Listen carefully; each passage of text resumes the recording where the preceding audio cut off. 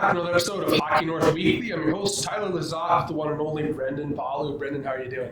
Good. It was a fast weekend, a somewhat exciting weekend, and just a little bit of everything. You had a couple of hockey games and the Super Bowl giveaway party that I was a part of. I was not the big winner, but still a pretty good weekend all around. Very good. This weekend we only had the U17 Cariboo Cougars here in town. Weekend split, a 3-1 loss despite a very convincing effort throughout that game for the U17 Cariboo Cougars, followed up by a thrilling victory in overtime, 3-2. Yeah, 3-2 on Sunday. You can make the effort or you make the case rather, that Cariboo deserved a much better fate in the Saturday game, but Javen Jawanda, 39 saves on 40 shots, leading the third place Vancouver Northwest Hawks to victory. First star in that game, Cariboo a little bit more luck offensively, scoring 3 times.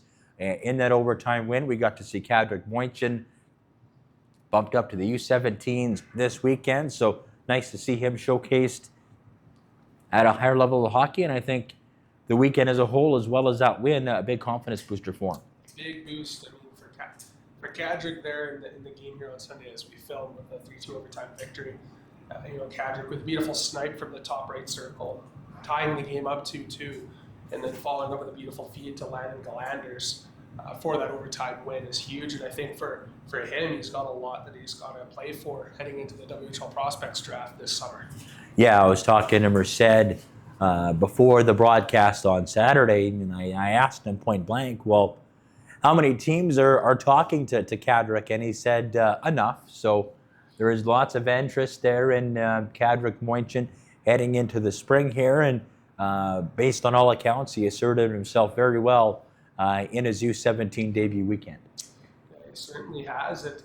The U18 AAA Cariboo Cougars also were playing the Hawks, but in vice versa, they were on the road visiting the Hawks down in Lower Mainland. They did tie 2-2 on the Saturday game, so no conclusive winner after overtime had been played out. And then the Cariboo Cougars, U18, they were down by 4 goals after the first period earlier today. They stormed back. 3 goals, a hat trick there by Jackson Larman, plus 2 goals by Rylan Bissett, including the overtime winner, launched them into victory over the Hawks this weekend. Now, I would imagine there was some garbage can kicking after the first intermission, falling down by 4, as I'm sure Tyler Bruff and company would not have been pleased by that start, but good on Cariboo to come back, snatch first place back from the Giants this weekend, taking a key 3 out of 4 points. Giants play just once next week, so in the end, the games in terms of the numbers on the schedule, I think will pretty much even out from here on in, but a pretty big weekend for the U18 Cariboo Cougars.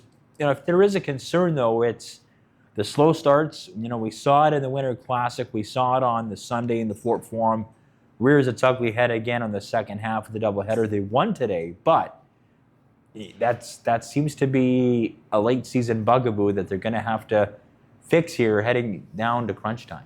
Yeah, the slow starts are becoming a consistent thing for this U18 team, and a lot of talent that does make up for it. You see how they've come back quite a few times, but like the example of the Sunday game at the Fort Forum after the Winter Classic, going allowing 5 goals from the first is never ideal, and they certainly came back, fought hard, lost the thriller at 9-6 with the Giants having their 2 empty netters, but that could have easily been avoided if you had a better start in the first period. And it's good to get these kinks worked out now, heading ahead of the playoffs. You want to make sure that you've addressed any of these mental hurdles or whatever it is for the group to get them back on track and ready to go for playoffs.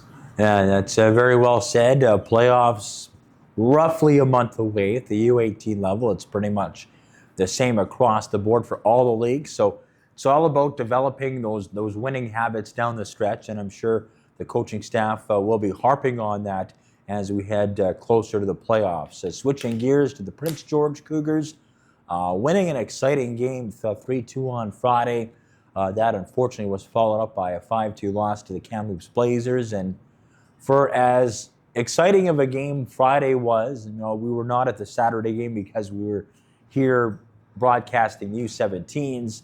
A bit of a clunker against a desperate Blazers team that's trying to claw into that 8th spot. Yeah, I was talking to a few people I knew that were at the game there against the Blazers, and it seemed like they had a hot 10 minutes to start the first, and then after that hot 10 minutes, Kamloops completely monopolized the game. For a team that I'd say is a relatively veteran team in the Prince George Cougars, there's a lot of questions now coming up as to why they're having these either flat starts or early coolings off in a game where they're kind of just going through those motions and allowing the opponent to have their game and play their way on them. And that's a bit of a concern now. You've passed deadline. You can't make a lot of moves now with your roster. Everything's locked. So the question is, what is the answer to correct the course here for the PG Cougars? Yeah, it's the million-dollar question, isn't it? And I would say, if we're taking a look at the seedings here, and right now the Cougars sit 5th, but if you were to put me on the spot, I would have to say the 2nd seed in the Western Conference, which would consist of the BC Division winner, is most crucial to the Prince George Cougars, because then you get that 7th seeded matchup in that first round. And, if the season ended today, you'd play a Portland Winterhawks team, which has had your number in the regular season, had your number in the playoffs. And I don't know, based on the way that they've been playing, hot and cold. And I know that a flu bug has been running through their team as well, but I don't know if I would have 100% complete confidence thinking they would win that series, given the mental hurdle and trying to get past to Portland, and the way that what a so-called rebuilding Winterhawks team has done to them this year. And this Portland team bought without even having to make a trade. I mean, they had pretty much Joel Plante from the Nanaimo Clippers and Alex Weirmeyer from the University of Denver pretty much fall right into their lap just before Christmas. Yeah, 2 excellent additions to bolster the depth on that lineup for the Portland Winterhawks, and the returning piece of Tyson Jugnaut as well. He's been phenomenal, one of the better defensemen in the Western Hockey League, and he was a crucial piece for them in the playoff run where they did eliminate the Cougars last playoffs. And I think it's a team that their expectation and standard is to be right in the run of it every year, no matter what the state of the team is. If they're a younger team, an older team, kind of in between, their goal is to compete and be the hardest team to play against. And I think that's been very evident for them this year. Mm-hmm. Switching gears to the BCHL, it was a light week for the Prince George Spruce Kings, and they had the flu bug run through their team as well. They lost 7-5 to the Surrey Eagles in a rare Wednesday affair. Spruce Kings now falling 4 back of the Nanaimo Clippers for the final playoff spot in the Coastal Conference. Nanaimo losing in Powell River in regulation on Friday before winning in overtime on the Saturday by a 3-2 score. Clippers and the Spruce Kings will play a very crucial matchup on the island this coming up Wednesday on the 29th to kick off a 3-game island road trip for the Spruce Kings. And after that 7-5 loss, Dylan Johnson, now a member of the Langley Rivermen, for a player development fee. So now it's Ben Polhill and Ryder Green manning the crease for Prince George. Yeah, a move that, it's been a bit of a carousel for goaltenders for the Spruce Kings this year, and unfortunately injuries have played a big part in that. But, I thought Johnson had a good start in his tenure with the Spruce Kings, short-lived. You did mention he did have a pretty rough game before this trade, and now it seems like Mike Hawes and staff are putting a lot of confidence here in newly acquired Polhill as well as local product Ryder Green. Yeah, Ben Polhill, previously of the Estevan Bruins of the Saskatchewan Junior Hockey League. Ryder Green, of course, a Cariboo Cougars alumni. So we'll see how they can carry the load down the stretch. Northern Capitals, very fruitful weekend for them. They came out with a win on the first half of the doubleheader against Thompson Okanagan. I believe they had another favorable outcome today. So the Capitals playing with a lot of confidence. Yeah, I believe the Capitals lost today's game, so they get the weekend split. But a really good start to that weekend for the team, and it would have been nice to create a bit of a separation with Thompson Okanagan, getting 4 points. But I think coming out of it, with the 2 points is still a good situation to be in for the girls. And the hockey just seems to be getting more and more exciting in that female division. Yeah, and I think, too, you're seeing an evolution with the Capitals playing that more polished brand of hockey. It's not just necessarily the dump and chase and sit back kind of mentality, which we've seen over the last couple of years. Hayden James Barra has them playing a junior caliber system at this level, and the players are certainly responding to it. Yeah, I mean, and Hayden James Barra is a very charismatic individual. I've known him for quite a while, and it's no surprise to me his ability to be able to communicate with the girls, build those relationships, as well as having just a really keen mind for the game, much like his older brother RJ, who's associate coach with the Cariboo Cougars U18, and it's really cool to see how he's really coming in, midway through this season. The way that he's been able to incorporate his philosophy, get the players on board, and build an identity and a structure that's his with this program, I think has been really awesome to see, and he's done a phenomenal job. Yeah, Kootenay International Junior Hockey League, Quesnel River Rush, winning their games on the weekend, including a thrilling 7-6 victory in extra time against the Williams Lake Mustangs, both the River Rush and the Mustangs in the top 4 of the Doug Burke's division. Top 4 in each division, to my recollection, get a playoff spot. So Williams Lake up by about 4 or 5 points, I do believe, in terms of the Chase Heat in the race for 4th in that division. Quesnel's been pretty hot since the start of the year after some early season turmoil. They keep on scoring, keep on winning. So down the stretch, much like the AAA leagues across the board, final 10 games or so for the Mustangs, the Rush, and even the Chase Heat, who were in chase mode against Williams Lake Mustangs. The value of each game all that more important heading down the stretch. Yeah, I mean, it's getting to a point now in the season where every shift matters, every point matters, and things end up being so tight in the standings is you don't want to let anything slip, right? It's like you got to tighten up on those mistakes, on those loose ends. You want to go out there and basically play playoff hockey. You're getting into that mode where everything that you do is going to matter, and it's almost like you're under a gun, for lack of a better term, as a player, and sometimes as coaching staff or as an organization. So it's going to be a very exciting hockey down the stretch here.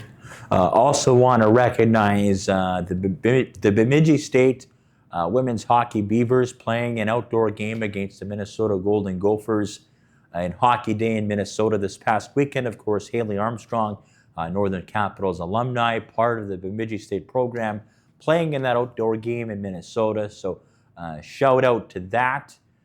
We take a look at across all levels here, Tyler.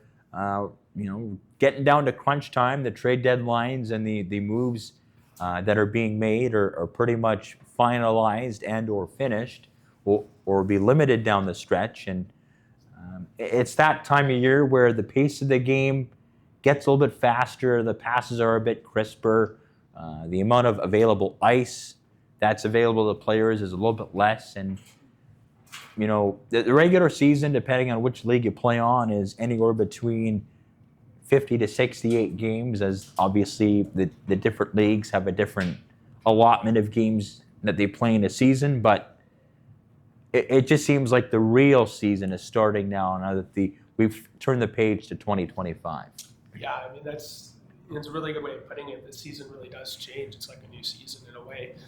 A lot of teams have reassessed their rosters. They've made the adjustments necessary, and the path to a championship is a lot more clear, or lack thereof, for different teams. And I think that's where you really get to test a team and see what they're worth, kind of pre-playoffs. You get to see what they're made of and how they're going to roll, and it's just so important that you make the most of everything you have. Mm-hmm. Of course, moving on in the power rankings in the Manitoba Junior Hockey League, Portage Terriers ranked in the top 2. You have the SJHL, MJHL showcase taking part this week coming up down in the prairies. And of course, Decker Moinchin of Prince George, Cariboo Cougar alumni taking part in that. And I was talking to his dad, Merced, about Decker's playing prospects, and there's some Division I offers on the table, some Division III offers on the table.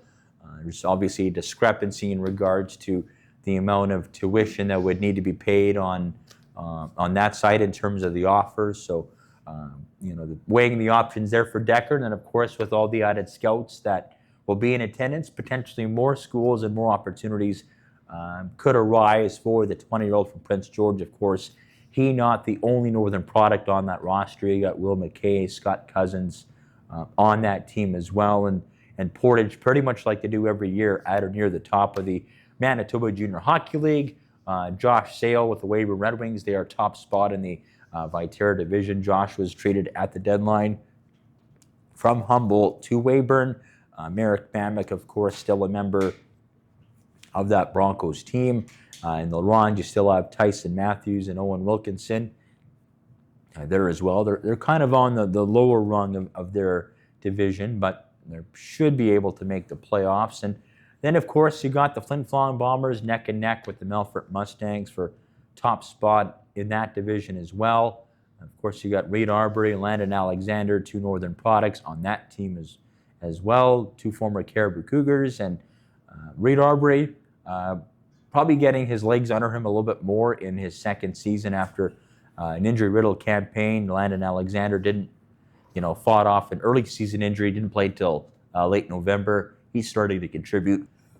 Yeah, so Reed Arbery, Landon Alexander finding their footing with the Bombers this year. And Melfort, the team that ousted the Bombers after having that record-setting year last year in that SJHL League Final. Of course, Melfort went to the league final, or the National Championship Final in Centennial Cup last year. Of course, that event going to be held in Calgary. So no shortage of prospects in terms of the Northern players that we're watching down the stretch here, and what should be another entertaining season as we drive for the playoffs. And of course, speaking of drives to the playoffs, U17 Cariboo Cougars, 3 out of 4 points against Vancouver Northwest. And my guest this week on the podcast, Landon Gillanders of the U17 Cariboo Cougars. Here's my chat with Landon on the weekend and all things related to the 16-year-old out of Terrace. All right, back on this week's episode of Hockey North Weekly. My guest for this week, U17 Cariboo Cougars captain Landon Gillanders. Landon, welcome to the podcast. Thank you for having me. Well, Landon, you are the captain of the Cariboo Cougars U17 program. You're kind of in that battle for the 7th and 8th playoff spots right now in the standings. Just talk about the season in general and how you're feeling about the club as you're heading towards the final stretch of games here. Well, I think at the start of the season with the team, we faced a lot of adversity with injuries and all sorts of things like that. So we haven't had a full roster for pretty much the first half of the season. Mm-hmm. Coming into this next half, just after Christmas, I feel like the boys have really started to pick it up in practice, and we've had a lot of chemistry growing, and we've had lots of, growth as a team. And I think coming into the playoffs here, we are going to be rolling, and everybody's going to be going. Now, your record shows that you're, 7-8 games under 500, but there have been a lot of close games that you've been involved with. It's either been penalties or a slow start or, a couple of miscues here and there where you've been unable to pull out some close games. Just talk about how you and the guys have, needed to stay positive despite some of those tough stretches. Yeah, I think it all starts in the dressing room and at practice. Right when we step into the rink, right, we got to be coming into the game with a positive mindset. Even though maybe last game we didn't play well or anything like that, I feel like it all starts right when you step into the rink, and the boys got to be going and ready to play. Mm-hmm. You just had your last home weekend here against the Vancouver Northwest Hawks. You end up getting a split. You outshoot the Hawks 40-24. You kind of got stoned by the goaltender there, losing 3-1 on Saturday. On the Sunday, you come back, you win 3-2 in overtime against the third-rated team in your league. Just talk about the weekend, and as frustrating as it probably was to lose the Saturday game, given how much you dominated the territorial side of the puck, probably equally as happy to, have your efforts kind of rewarded a little bit more and to win in overtime. Yeah, so overall weekend, the team played really strong. We had a lot of offense generating, right? We beat them in shots, and we generated a lot of offense, and it was one of our best weekends in the first game. And overall that game, we had some undisciplined plays, which caused us, and as well as some slow opportunities and some bad plays. And the next game, beating them in overtime for the guys, it was really huge, right? Like the third place team, like you said, this win is coming into this next weekend is going to be great for us to come in off of a hot start. Even though we weren't able to secure the win in the first game, coming off the win in the second, I feel like will help our team advance with a lot of accomplishment and grit to come into the next games. Now, you've got a very experienced coaching staff. You've got Jason Garneau, who's your head coach, who's been around the game a long time. And you've got two local players, Chase Astorino and Jake LeBrun, two guys that haven't been out of the game for that long. So they kind of know how to relate to the new school of players.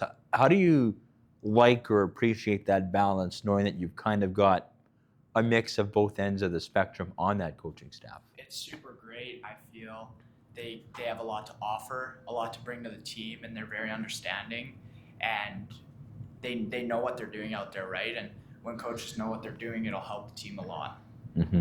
Now, you're the captain of the Cougars. You play, a strong, hard 200-foot game. You're not afraid to be physical.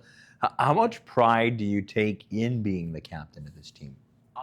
I take full leadership, full accountability. I think of it not only as a leadership role, but as a role that allows me to realize, it gives me a different perspective on the team, right? It gives me a different perspective. It allows me to represent, and I really enjoy representing the team and being a leader out there, and potentially even being looked up to. Mm-hmm. Do you look at yourself as a vocal leader, somebody who likes to lead by example on the ice? Are there certain things or habits you like to do in practice to kind of have things trickle off to the rest of the players? What's your overall approach? Me personally, I feel I'm a very vocal leader, and I like to work hard in practice to set an example for the younger kids on our team, and kids that want to grow as a hockey player. I'd like to help them do that by working hard in practice and showing them somewhat grit and determination to become a better hockey player. Mm-hmm. Now, you grew up in Terrace in the northwestern corner of the province. Let's talk about growing up there in one of those smaller, more rural communities, and some of your earliest hockey memories in your home community when you first started playing hockey. Yeah, so I first started playing hockey in actually Burns Lake. That's where it all started. And then I moved to Terrace, and I started my rep hockey journey, so single A. And throughout my years playing there, it was really great to experience that next step in hockey for me. And some memories I have from that is we were able to win a zones and go to the provincial championship in Port Alberni. Mm-hmm. And I just, throughout my years in rep hockey in Terrace, I feel that I've grown a lot as a player. Mm-hmm. And I've made a lot of friends down there playing hockey. It's a very strong community of hockey. And Now, like a lot of hockey players, you and your family are faced with the decision of having you move away at a younger age to pursue higher caliber of play and better opportunities. You actually went from your home community to Williams Lake in the South Cariboo to play for Terrell Lucas with that academy team that did very well.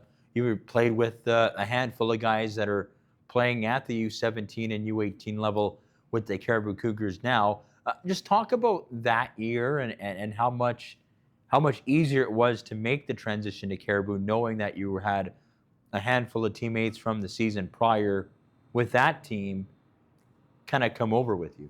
Yeah, so that year, coming into that year, it was gonna be my first year playing AAA hockey, and throughout the year, there was a lot of growing and a lot of bonding with the teammates, and in the end, we were able to win the championship, bring home the league championship, and yeah, coming into Prince George with the kids that were on that team, was able to bring over the chemistry we had as teammates, and I think it helped a lot, and it's helping a lot in our gameplay here. Yeah, as you had Carter Cougar, Blake Lamb, Reese Marchand. I think there might be another one or two names that I'm missing from Cariboo that were on that roster. You also played with Swanson and Asher Lucas, who are now playing with the Williams Lake Mustangs. That must have been a pretty talented team. Yeah, there was a lot of skill on that team, and just the overall team, we were all hardworking, and everybody was able to bond together and create some chemistry. So I feel like that played a really big factor. And of course, Terrell Lucas, who's now the head coach and general manager of the Mustangs and the KIJHL, another guy not too long out of playing junior, playing at a high level. What's maybe one or two things that he tried to impress upon you over the course of that season? I think that he showed how great of a coach he actually is, and not only that, just how good of a person he is in general. And I feel like, he brings a lot to the table when you're underneath him, and he's coaching you, right? He's played a lot of competitive hockey, and yeah, I feel like he brings a lot to the table. Mm-hmm. How do you feel your game has grown as a player? I feel that starting from rep hockey, growing into where I'm at now, I've grown so much as a player, whether it's skill-wise, intelligence, and just being an overall hardworking player. I feel that the growth there has been ecstatic, and I'm going to continue to grow. Now, your short-term goal after this year is to try and crack the U18s next year. I know that you ended up in preseason with the U18s, but once you secure that goal, how do you kind of see yourself in terms of junior prospects? Obviously, the landscape has changed with the eligibility rule changes between NCAA and the Western Hockey League, and there's no risk anymore to the player, no matter what route you go. Just talk about, I guess, your goal for next year to make that jump to U18, and then afterwards, in terms of making the choice between either the BCHL or even the Western League. Yeah, so completing my goal for next year, playing with the U18s, getting all the growth with them, with the different coaching staff there under their organization, will definitely help my improvement as a player. And then really just keeping my options open for after that season, seeing what options come to me and choosing the best fit for me, whether it's, playing junior A or playing in the Dub. Yeah. And what does a typical day look like for you? You're no different than a lot of high school age players that are playing at various levels of hockey. Even I'll take it a step further in regards to university athletes that maybe manage a more demanding academic / practice and game schedule. But what does a typical day look like for you in terms of balancing games and practices in school? You also have the school ice times at PGSS as well. Yeah, so a typical day, I usually wake up and get my first meal in. Then I'm usually at school for around 6 hours of the day, and we'd have an ice time for an hour in there. And then after that, we either have practice or rest after that. We just get to go home and relax. Or we'd have a dry land session. And then after that, I get home, eat dinner, and then go back to bed. But balancing all that is definitely challenging as a player, right? There's so many different factors that play into it, whether it's so much stuff you need to worry about, right? Whether it's school, keeping up with your grades, and then just putting in the work in hockey and on and off ice. It really can impact a player more than you think. And, balancing it, you just got to know that there's people out there who are willing to help you get through it, right? And I think that's a big factor on how I get through it, on how I get through all the tough challenges out there that I face. And yeah, that's pretty much it. What were some of the hockey players growing up that you idolized watching and try to pattern your game after? Me personally, I try to pattern my game around, Sidney Crosby or Alex Ovechkin, and even Connor McDavid. I try to really implement speed into my game and grit, and then definitely hard working. I try to implement all those factors into my game, and shift by shift, I'll try to create scoring opportunities for my teammates and myself as well. Do you have any pregame routines or superstitions or a pregame meal that you kind of have to have in order to kind of feel mentally psyched up for the game? Yeah, usually I need to. Usually I like to think about, really get dialed in on the game, and I like to tell myself, I like to visualize myself, on the ice, and I like to tell myself different plays that I'll be making. Here's a funny question for you. I've asked this in our past interviews here. If you were stranded on a desert island with 3 of your teammates on this current roster, who would they be and why? Probably I'm gonna go Reese Marchand, because he's an overall really funny guy. Yeah. I feel like he'd be nice to have around there, and I'm gonna go Lucas Woods because I feel like he'd be a really good, surviving out there. And I'm gonna go for my third one. I'd probably have to go. Third one. I'd probably have to go with Colton Campbell because he brings a lot to the table. He's funny, he's nice, and yeah, I feel like he'd also be good to have around and just have some good laughs with. Well, thank you very much for joining me on this week's episode of Hockey North Weekly. Good luck the rest of the season, and we might be able to do this again sometime in the future. So For sure. Thank you very much for joining me, Landon. Thank you for having me. Thank you. That'll do it for another episode of Hockey North Weekly. Before we sign off, though, here in the end credits, we'll show you some of the footage of all of our crew on the ice at the Irving Stamp Memorial Arena on the Saturday of the event, just kicking back and having fun. So enjoy some of that footage as we see you out on another episode of Hockey North Weekly. Voila! There you go.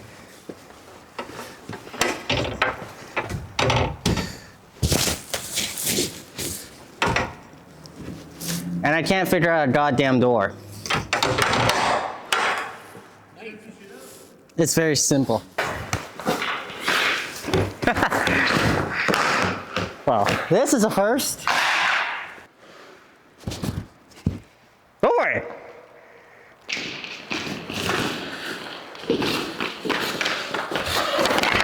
Safety.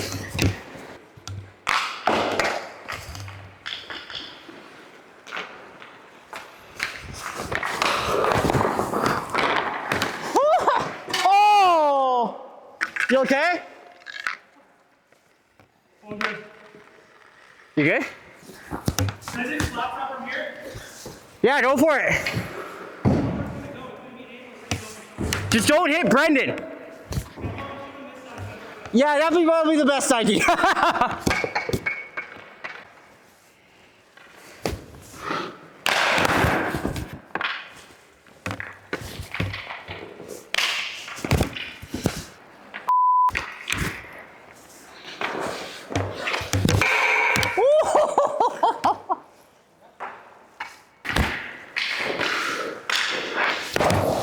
Oh! Oh shit, sorry, man!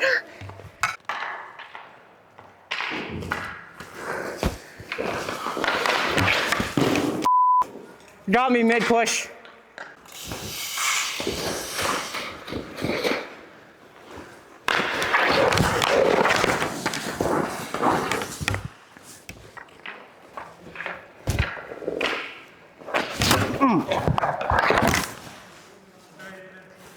Oh. That's my one hit got you in the neck thing, but not that hurt. Right on the chin, too.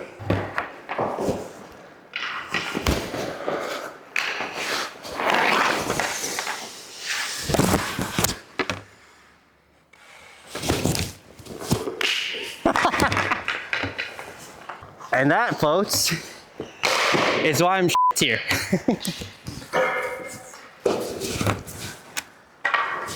That is why I'm here. The first time we got it on Hockey North, remember that time he tripped and fell off that thing? Yeah.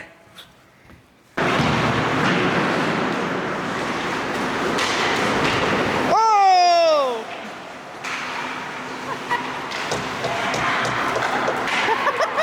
I got it.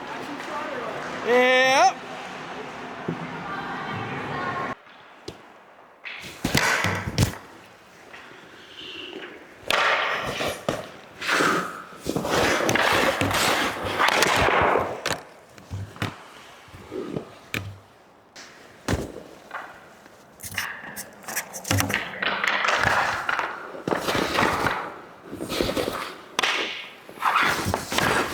Ah! Are you this?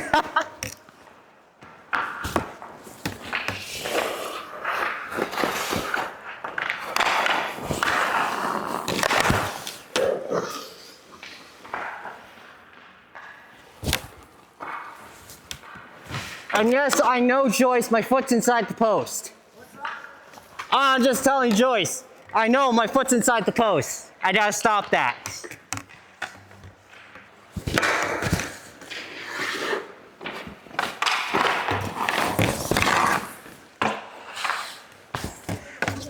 Honestly, I think you were gonna go that way. I thought you were gonna go the other way, to be honest.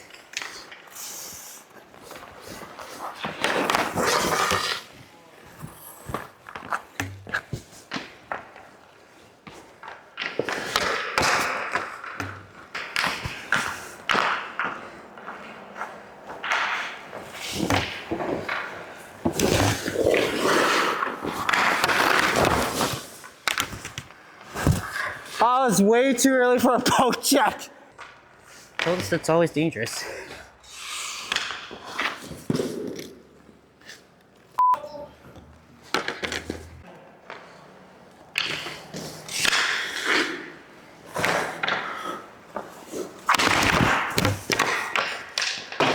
That one not go in? That was 5-hole. Hey, hit your corner.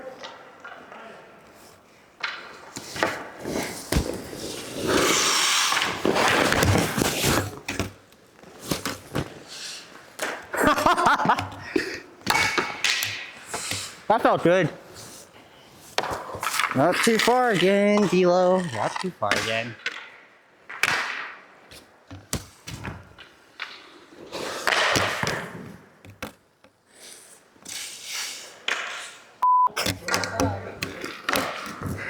Far side, I didn't even go down for it.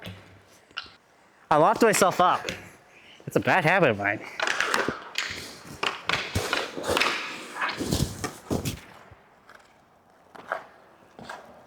I should move my head with it.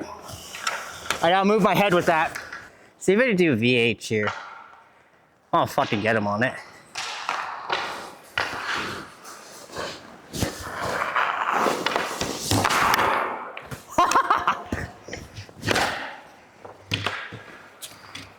Got him. On the VH save.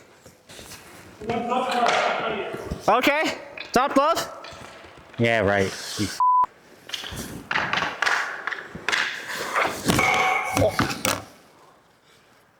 Yeah. Damn it. He actually called his shot. I didn't fucking believe him, and he actually fucking did it.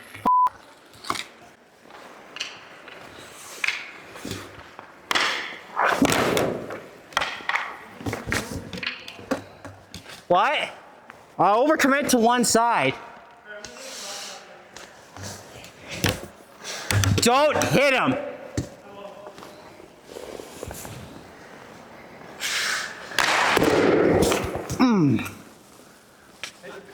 Almost my nuts. I actually had some muscle to it.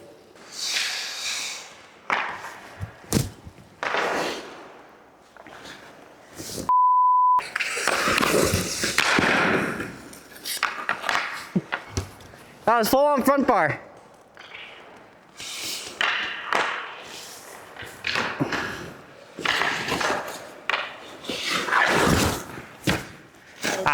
Too much love again.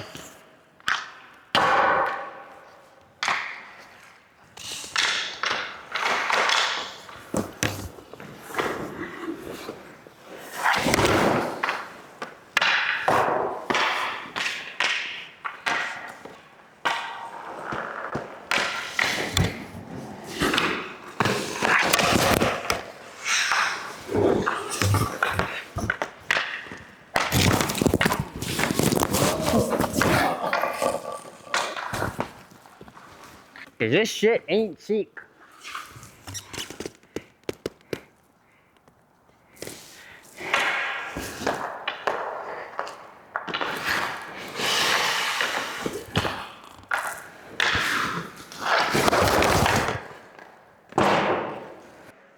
Yeah.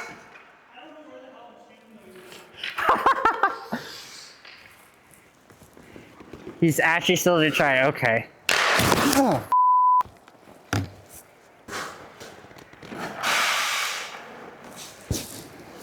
My main fear is if he gets that thing to knuckle, then I'm in trouble.